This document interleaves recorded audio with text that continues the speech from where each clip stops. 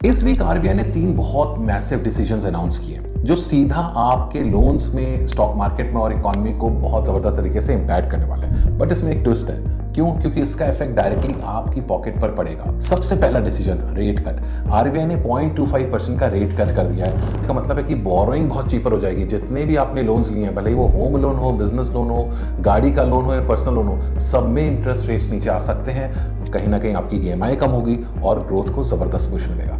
Decision 2, 1 lakh crore का OMO यानी open market operation.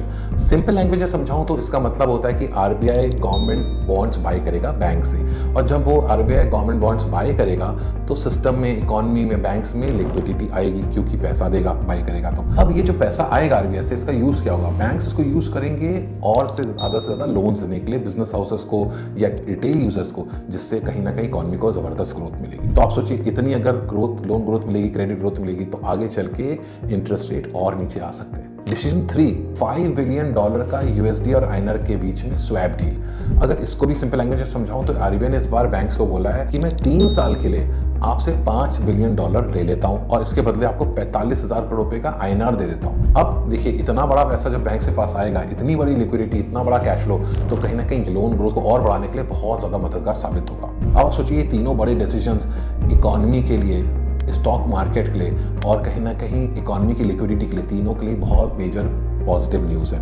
आप एज ए इन्वेस्टर इसका फायदा कैसे उठा सकते हैं, इस एक्सपर्ट गाइडेंस के लिए आप हमें संपर्क कर सकते हैं। और chill then, keep learning, keep investing. जय हिंद।